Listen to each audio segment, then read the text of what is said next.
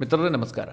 ಮಿತ್ರರೇ, ಟ್ರಂಪ್ ಅವರು ಅಧಿಕಾರಕ್ಕೆ ಬಂದ ಮೇಲೆ ಕೈಗೊಳ್ಳುತ್ತಿರುವಂತಹ ಒಂದೊಂದು ನಿರ್ಧಾರವೂ ಕೂಡ ವಿಶ್ವದ ನಾನಾ ದೇಶಗಳ ಮೇಲೆ ಪರಿಣಾಮ ಬೀರ್ತಾ ಇದೆ. ಹಾಗೆ ಭಾರತಕ್ಕೂ ಕೂಡ ದೊಡ್ಡ ಮಟ್ಟದಲ್ಲಿ ಪರಿಣಾಮ ಬೀರ್ತಾ ಇದೆ. ಟ್ರಂಪ್ ಈಗ ಏನೋ ಒಂದು ನಿರ್ಧಾರ ತೆಗೆದುಕೊಂಡಿದ್ದಾರೆ, ಇದರಿಂದ ಭಾರತಕ್ಕೆ ಲಾಭ ಆಗುತ್ತೆ ಅಂತ ನಾವು ಯೋಚನೆ ಮಾಡ್ತಿರುವಂತಹ ಸಂದರ್ಭದಲ್ಲೇ ಭಾರತಕ್ಕೆ ದೊಡ್ಡ ನಷ್ಟ ಮಾಡುವಂತಹ ಮತ್ತೊಂದು ಯೋಜನೆಗೆ ಟ್ರಂಪ್ ಕೈ ಇಟ್ಟಿರ್ತಾರೆ. ನಾನು ಯಾಕೆ ಈ ಪೀಠಿಕೆ ಹಾಕ್ತಾ ಇದ್ದೀನಿ ಅಂತಂದರೆ, ನಿಮಗೆಲ್ಲ ಹಿಂದಿನ ವಿಡಿಯೋದಲ್ಲಿ ತಿಳಿಸ್ಕೊಟ್ಟಿದ್ದೆ.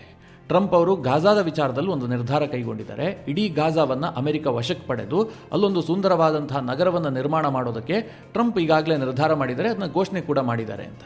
ಇಲ್ಲಿ ಗಾಜಾವನ್ನು ಟ್ರಂಪ್ ವಶಕ್ಕೆ ಪಡೆಯೋದು ಬಿಡೋದು ಇದು ಯಾವುದು ಭಾರತಕ್ಕೆ ಒಳ್ಳೆಯದು ಅಲ್ಲ, ಕೆಡುಕು ಅಲ್ಲ. ಆದರೆ ಪಶ್ಚಿಮ ಏಷ್ಯಾದಲ್ಲಿ ಏನಾದರೂ ಶಾಂತಿ ನೆಲೆಸಿದ್ದೇ ಆದರೆ ಭಾರತಕ್ಕೆ ದೊಡ್ಡ ಲಾಭ ಆಗುತ್ತೆ. ಅದು ಹೇಗೆ ಕೇಳಿದ್ರೆ, IMEC ಕಾರಿಡಾರ್ ಮತ್ತೆ ಮುನ್ನೆಲೆಗೆ ಬರುತ್ತೆ, ಈ ಮೂಲಕವಾಗಿ ಭಾರತಕ್ಕೆ ಹೆಲ್ಪ್ ಆಗುತ್ತೆ. ಆದರೆ ಮಿತ್ರರೇ, ಈಗ ಟ್ರಂಪ್ ಅವರ ಕಣ್ಣು ಇರಾನ್ ಮೇಲೆ ಬಿದ್ದಿದೆ, ಅದರಲ್ಲೂ ಕೂಡ ಚಹಬಾರ್ ಪೋರ್ಟಿನ ಮೇಲೆ ಬಿದ್ದಿದೆ. ಟ್ರಂಪ್ ಅವರು ತನ್ನ ಸ್ಟೇಟ್ ಡಿಪಾರ್ಟ್ಮೆಂಟ್ಗೆ ಸೂಚನೆಯನ್ನು ಕೊಟ್ಟಿದ್ದಾರೆ.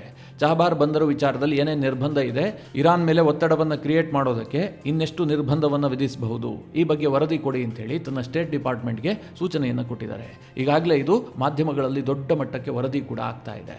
ಇದು ಮಿತ್ರರೇ ನೇರವಾಗಿ ಭಾರತಕ್ಕೆ ಸಂಬಂಧಪಟ್ಟಂತಹ ವಿಚಾರ. ಚಹಬಾರ್ ಪೋರ್ಟ್ ಇರಾನ್ನಲ್ಲಿರಬಹುದು, ಆದರೆ ಅದರ ಹಿಡಿತಾ ಇರುವಂತಹದ್ದು ಭಾರತದ ಬಳಿಯಲ್ಲಿ. ಭಾರತ ಅದರಿಂದ ದೊಡ್ಡ ಲಾಭದ ನಿರೀಕ್ಷೆಯನ್ನು ಇಟ್ಟುಕೊಂಡಿದೆ, ಹೀಗಾಗಿ ನೂರಾರು ಕೋಟಿಯಷ್ಟು ಅಲ್ಲಿ ಇನ್ವೆಸ್ಟ್ ಮಾಡಿದೆ. ಇಂತಹ ಸಂದರ್ಭದಲ್ಲಿ ಟ್ರಂಪ್ ಏನಾದರೂ ಹೆಚ್ಚುವರಿಯಾಗಿ ನಿರ್ಬಂಧವನ್ನು ವಿಧಿಸಿದ್ದೆ ಆದರೆ ಭಾರತದ ದೊಡ್ಡ ಯೋಜನೆ ನೆನೆಗುದಿಗೆ ಬಿದ್ದು ಹೋಗುತ್ತೆ. ಭಾರತದ ಇನ್ವೆಸ್ಟ್ಮೆಂಟ್ ಕೂಡ ನೀರಿನಲ್ಲಿ ಹೋಮ ಮಾಡ್ದಂಗೆ ಆಗುತ್ತೆ.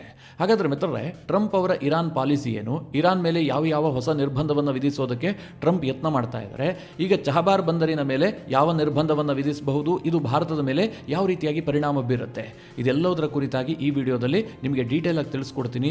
ನೀವು ಈ ವಿಡಿಯೋನ ಕೊನೆವರೆಗೂ ಮಿಸ್ ಮಾಡದೆ ನೋಡಿ. ನಿಮಗೆಲ್ಲ ಗೊತ್ತಿರುವ ಹಾಗೆ ಇರಾನ್ನಲ್ಲಿರುವಂತಹ ಚಹಬಾರ್ ಬಂದರನ್ನು ಭಾರತ ಈಗಾಗಲೇ ತನ್ನ ತೆಕ್ಕೆಗೆ ತೆಗೆದುಕೊಂಡಿದೆ. ಅಂದರೆ ಇರಾನ್ ಮತ್ತು ಭಾರತದ ನಡುವೆ ಒಂದು ದೊಡ್ಡ ಒಪ್ಪಂದ ಆಗಿದೆ.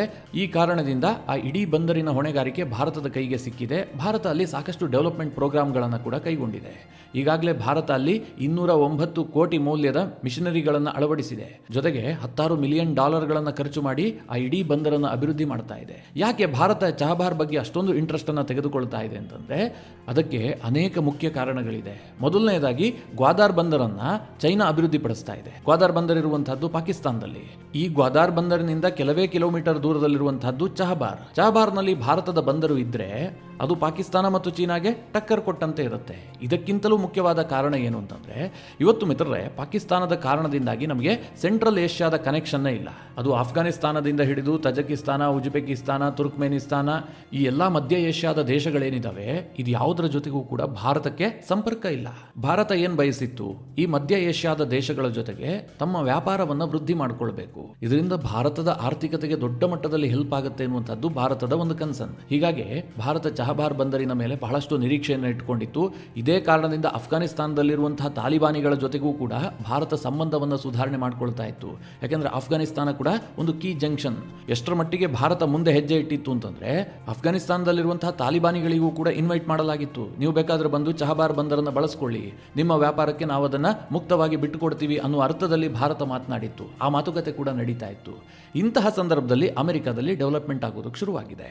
ನಿಮಗೆಲ್ಲ ಗೊತ್ತು, ಟ್ರಂಪ್ ಅಧಿಕಾರಕ್ಕೆ ಬಂದಿದ್ದಾರೆ.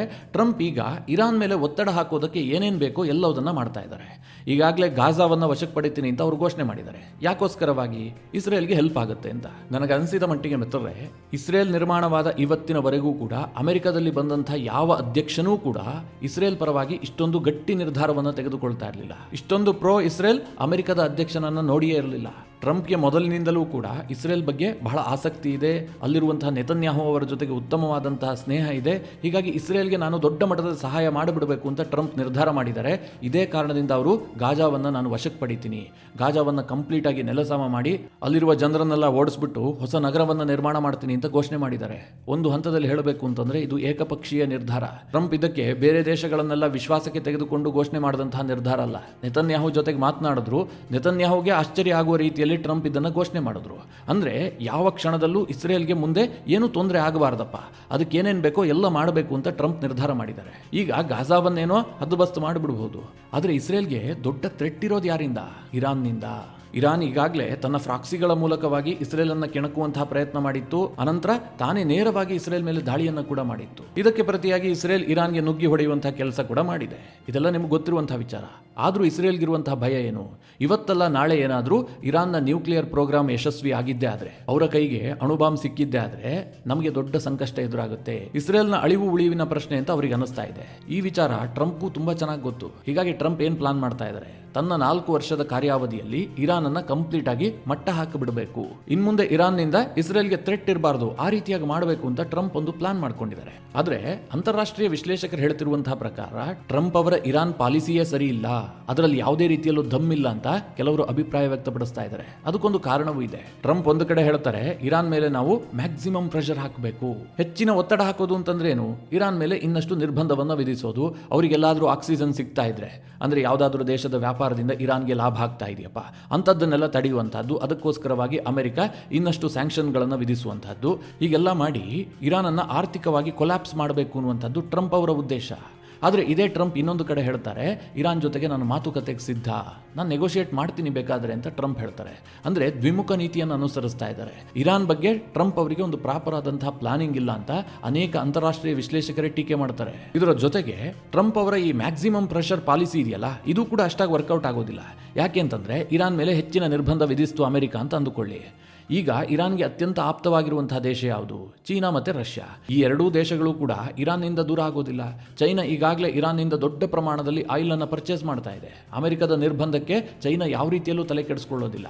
ಇನ್ನು ರಷ್ಯಾ ತಲೆ ಕೆಡಿಸ್ಕೊಳ್ಳುತ್ತಾ? ಅವರು ಕೂಡ ಇರಾನ್ ಜೊತೆಗೆ ಕೈ ಜೋಡಿಸ್ತಾರೆ. ರಷ್ಯಾ ಮತ್ತು ಚೀನಾದ ಮಿತ್ರ ದೇಶಗಳು ಒಂದಲ್ಲ ಒಂದು ರೂಪದಲ್ಲಿ ಇರಾನ್ಗೆ ಸಹಾಯ ಮಾಡುವಂತಹ ಕೆಲಸವನ್ನ ಮಾಡ್ತವೆ. ಹೀಗಾಗಿ ಟ್ರಂಪ್ ಮ್ಯಾಕ್ಸಿಮಮ್ ಪ್ರೆಷರ್ ಅಂತ ಹೇಳಿ ಇನ್ನೊಂದಷ್ಟು ನಿರ್ಬಂಧವನ್ನು ಹಾಕಿದ್ರೆ ಇರಾನ್ಗೇನು ದೊಡ್ಡ ಮಟ್ಟದಲ್ಲಿ ನಷ್ಟ ಆಗೋದಿಲ್ಲ. ಅದು ಹಾಗೆ ಮುಂದುವರಿತಾ ಇರುತ್ತೆ. ಅವರು ನ್ಯೂಕ್ಲಿಯರ್ ಪ್ರೋಗ್ರಾಮ್ ಅನ್ನು ಕೂಡ ಕೈ ಬಿಡೋದಿಲ್ಲ. ಇವತ್ತಲ್ಲ ನಾಳೆ ರಾತ್ರಿ ಬೆಳಗಾಗುವಷ್ಟರಲ್ಲಿ ಇರಾನ್ ಒಂದು ನ್ಯೂಕ್ಲಿಯರ್ ಸ್ಫೋಟವನ್ನು ಮಾಡಿದ್ರೂ ಕೂಡ ಆಶ್ಚರ್ಯ ಇಲ್ಲ. ನಾವು ನ್ಯೂಕ್ಲಿಯರ್ ಪವರ್ ದೇಶ ಆಗಿದ್ದೀವಿ ಅಂತ ಅವ್ರು ಘೋಷಣೆ ಮಾಡ್ಕೊಳ್ಬಹುದು. ಒಮ್ಮೆ ಇರಾನ್ ಏನಾದರೂ ನ್ಯೂಕ್ಲಿಯರ್ ಪವರ್ ದೇಶ ಅಂತ ಘೋಷಣೆ ಮಾಡಿದ್ದೇ ಆದರೆ ಇಸ್ರೇಲ್ ಅಷ್ಟು ಸುಲಭಕ್ಕೆ ಇರಾನ್ ಅನ್ನ ಕೆಣಕೋದಕ್ಕೂ ಸಾಧ್ಯ ಆಗೋದಿಲ್ಲ. ಆಗ ಅಮೆರಿಕವೂ ಕೂಡ ದೊಡ್ಡ ಮಟ್ಟದಲ್ಲಿ ಒತ್ತಡಕ್ಕೊಳಗಾಗುತ್ತೆ. ಹೀಗಾಗಿ ಟ್ರಂಪ್ ಅವರ ಇರಾನ್ ಪಾಲಿಸಿ ಅಷ್ಟು ಸೂಕ್ತವಾಗಿಲ್ಲ ಅಂತ ಅನೇಕರು ಅಭಿಪ್ರಾಯ ಪಡ್ತಾರೆ. ಆದರೆ ಟ್ರಂಪ್ ಏನಾದರೂ ಇನ್ನಷ್ಟು ನಿರ್ಬಂಧವನ್ನ ಇರಾನ್ ಮೇಲೆ ವಿಧಿಸುವಂತಹ ಕೆಲಸ ಮಾಡಿದ್ದೇ ಆದರೆ ಅದರ ನೇರ ಎಫೆಕ್ಟ್ ಆಗುವಂತಹದ್ದು ಭಾರತಕ್ಕೆ. ಯಾಕಂದ್ರೆ ಭಾರತ ಚಹಬಾರ್ ಬಂದರಿನ ಮೇಲೆ ಸಾಕಷ್ಟು ನಿರೀಕ್ಷೆಯನ್ನು ಇಟ್ಟುಕೊಂಡಿದೆ. ಈ ಚಹಬಾರ್ ಬಂದರಿನ ಕಾರಣದಿಂದಾಗಿಯೇ ನಾರ್ತ್ ಸೌತ್ ಟ್ರಾನ್ಸ್ಪೋರ್ಟ್ ಕಾರಿಡಾರ್ ಕೂಡ ಅಸ್ತಿತ್ವದಲ್ಲಿರುವಂತಹದ್ದು. ಒಂದು ವೇಳೆ ಇದೇ ಬಂದಾಗ್ಬಿಟ್ರೆ ನಾರ್ತ್ ಸೌತ್ ಟ್ರಾನ್ಸ್ಪೋರ್ಟ್ ಕಾರಿಡಾರ್ ಕೂಡ ಕೊಲ್ಯಾಪ್ಸ್ ಆಗುತ್ತೆ. ಆಗ ನಮಗೆ ರಷ್ಯಾದೊಂದಿಗೆ ಸಂಪರ್ಕ ಕಲ್ಪಿಸುವಂತಹ ಒಂದು ದೊಡ್ಡ ಮಾರ್ಗವೇ ಬಂದಾಗುತ್ತೆ. ಮಧ್ಯ ಏಷ್ಯಾದ ಸಂಪರ್ಕವೂ ಕೂಡ ಕಡಿತಗೊಳ್ಳುತ್ತೆ. ಹೀಗಾಗಿ ಭಾರತಕ್ಕೆ ಈ ಚಹಬಾರ್ ಅನ್ನುವಂತಹ ವಿಚಾರ ಏನಿದೆ ಬಹಳ ಸೂಕ್ಷ್ಮವಾದಂತಹ ವಿಚಾರ. ಟ್ರಂಪ್ ಏನಾದರೂ ದೊಡ್ಡ ನಿರ್ಧಾರ ಕೈಗೊಂಡಿದ್ದೆ ಆದ್ರೆ ಭಾರತಕ್ಕೆ ದೊಡ್ಡ ಮಟ್ಟದಲ್ಲಿ ನಷ್ಟ ಆಗುತ್ತೆ. ಇನ್ನೊಂದು ಸೂಕ್ಷ್ಮ ಹೇಳಬೇಕು ಅಂತಂದ್ರೆ ಟ್ರಂಪ್ ಅವರಿಗೆ ಈ ನಾರ್ತ್ ಸೌತ್ ಟ್ರಾನ್ಸ್ಪೋರ್ಟ್ ಕಾರಿಡಾರ್ ಬಗ್ಗೆ ಆಸಕ್ತಿ ಇಲ್ಲ.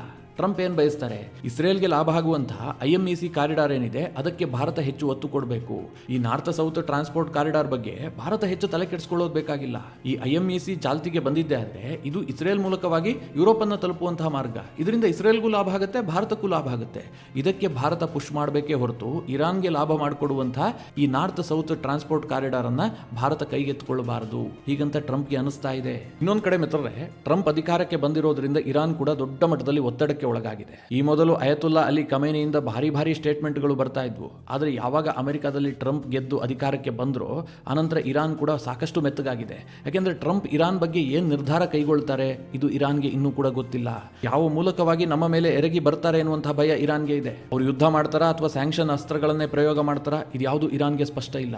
ಹಾಗೆ ನಿಮಗೆ ಆಶ್ಚರ್ಯ ಆಗಬಹುದು, ಇರಾನ್ ಬಗ್ಗೆಯೂ ಕೂಡ ಟ್ರಂಪ್ಗೆ ಅಷ್ಟೇ ಭಯ ಇದೆ. ನಿಮಗೆಲ್ಲ ಗೊತ್ತೇ ಇದೆ, ಬೈಡನ್ ಕಾಲಾವಧಿಯಲ್ಲೇ ಇರಾನ್ ಟ್ರಂಪ್ ಅವರ ಹತ್ಯೆಗೆ ಯತ್ನ ಮಾಡಿತ್ತು ಅನ್ನುವಂತಹ ಸುದ್ದಿ ಸಾಕಷ್ಟು ಸದ್ದು ಮಾಡಿತ್ತು. ಹೀಗಾಗಿ ಟ್ರಂಪ್ ಅವರು ಒಂದು ಅಧಿಕೃತವಾಗಿ ಹೇಳಿಕೆಯನ್ನು ಕೊಟ್ಟಿದ್ದಾರೆ. ಏನಂತ, ಒಂದು ವೇಳೆ ನನ್ನ ಜೀವಕ್ಕೆ ಏನಾದರೂ ಅಪಾಯ ಆಗಿದ್ದೆ ಆದರೆ ನಾನು ಕ್ಲಿಯರ್ ಆದಂತಹ ಇನ್ಸ್ಟ್ರಕ್ಷನ್ ಅನ್ನು ಕೊಟ್ಟಿರ್ತೀನಿ. ಅಂದ್ರೆ ಟ್ರಂಪ್ ಮೇಲೆ ಇರಾನ್ ದಾಳಿ ಮಾಡ್ತಪ್ಪ, ಟ್ರಂಪ್ ಜೀವಕ್ಕೆ ಅಪಾಯ ಆಯಿತು. ಆ ಸಂದರ್ಭದಲ್ಲಿ ಟ್ರಂಪ್ ಮೊದಲೇ ಬರೆದಿಟ್ಟು ಹೋಗಿರ್ತಾರಂತೆ ಇರಾನ್ ಮೇಲೆ ಯಾವ ರೀತಿಯಾಗಿ ದಾಳಿ ಮಾಡಬೇಕು, ಮುಂದೆ ಇರಾನ್ ಅನ್ನ ಯಾವ ರೀತಿಯಾಗಿ ನಾಶ ಮಾಡಬೇಕು ಅಂತ ಮುಂದೆ ಬರುವಂತಹ ಅಧ್ಯಕ್ಷರಿಗೆ ಮೊದಲೇ ಸೂಚನೆ ಕೊಟ್ಟು ಹೋಗಿರ್ತಾರಂತೆ. ಇದನ್ನ ಸ್ವತಃ ಟ್ರಂಪ್ ಆನ್ ರೆಕಾರ್ಡ್ ಹೇಳಿದ್ದಾರೆ. ನನಗೇನಾದರೂ ತೊಂದರೆ ಆಗಿದ್ದೆ ಆದರೆ, ಅಂದರೆ ತನ್ನ ಜೀವಕ್ಕೇನಾದರೂ ಹಾನಿ ಆಗಿದ್ದೆ ಆದರೆ ಮುಂದೆ ಇರಾನ್ ಈ ಭೂಮಿ ಮೇಲೆ ಇರೋದಿಲ್ಲ, ಸಂಪೂರ್ಣವಾಗಿ ನಾಶ ಮಾಡಿಬಿಡ್ತೀವಿ, ಇರಾನ್ನಲ್ಲಿ ಏನೂ ಉಳಿಯೋದಿಲ್ಲ ಅಂತ ಟ್ರಂಪ್ ಧಮಕಿಯನ್ನು ಕೂಡ ಹಾಕಿದ್ದಾರೆ. ಅಂದರೆ ಟ್ರಂಪ್ಗೂ ಕೂಡ ಜೀವ ಭಯ ಇದೆ. ಇರಾನ್ ಏನಾದರೂ ತನ್ನ ಅಧಿಕಾರಾವಧಿಯನ್ನು ಮುಗಿಸೋದಕ್ಕೆ ಬಿಡದೆ ಮಧ್ಯದಲ್ಲೇ ನನ್ನ ಹತ್ಯೆಗೆ ಯತ್ನ ಮಾಡಬಹುದು, ಈ ಆತಂಕ ಟ್ರಂಪ್ಗೂ ಇದೆ. ಒಟ್ಟಿನಲ್ಲಿ ಟ್ರಂಪ್ ಅವರ ಕಣ್ಣೇನಾದರೂ ಚಹಬಾರ್ ಬಂದರಿನ ಮೇಲೆ ಬಿದ್ದಿದ್ದೆ ಆದರೆ ಅದು ಭಾರತಕ್ಕೆ ಬರೆ ಹಾಕಿದಂತೆ ಆಗೋದಂತೂ ಗ್ಯಾರಂಟಿ. ಬೈಡನ್ ಕಾಲಾವಧಿಯಲ್ಲಿ ಭಾರತಕ್ಕೆ ಚಹಬಾರ್ ವಿಚಾರದಲ್ಲಿ ದೊಡ್ಡ ಮಟ್ಟದ ಸಂಕಷ್ಟ ಎದುರಾಗಿರಲಿಲ್ಲ. ಬೈಡನ್ ಒಂದು ಹಂತದಲ್ಲಿ ಭಾರತಕ್ಕೆ ಈ ರೀತಿಯ ವಿಚಾರಗಳಲ್ಲಿ ದೊಡ್ಡ ಮಟ್ಟದ ಎಕ್ಸ್ಕ್ಯೂಸ್ ಅನ್ನೇ ಕೊಟ್ಟಿದ್ರು. ಅದು ರಷ್ಯಾ ಮತ್ತು ಭಾರತದ ಸಂಬಂಧ ಇರಬಹುದು, ರಷ್ಯಾದಿಂದ ಭಾರತ ದೊಡ್ಡ ಮಟ್ಟದಲ್ಲಿ ತೈಲ ಖರೀದಿ ಮಾಡಿದ್ದಿರಬಹುದು, ಚಹಬಾರ್ ಬಂದರಿನ ವಿಚಾರದಲ್ಲಿ ಭಾರತ ಕೈಗೊಂಡಂತಹ ನಿರ್ಧಾರಗಳಿರಬಹುದು, ಇದೆಲ್ಲವುದನ್ನು ಬೈಡನ್ ಗೌರವಿಸಿದ್ರು. ಆದರೆ ಟ್ರಂಪ್ಗೆ ಏನು ಅನ್ನಿಸ್ತಾ ಇದೆ, ಇಲ್ಲಿ ಭಾರತ ಮುಖ್ಯ ಆಗೋದಿಲ್ಲ ಅಥವಾ ಚಹಬಾರ್ ಬಂದರಿನಲ್ಲಿ ಭಾರತದ ಇನ್ವೆಸ್ಟ್ಮೆಂಟ್ ಕೂಡ ಮುಖ್ಯ ಆಗೋದಿಲ್ಲ.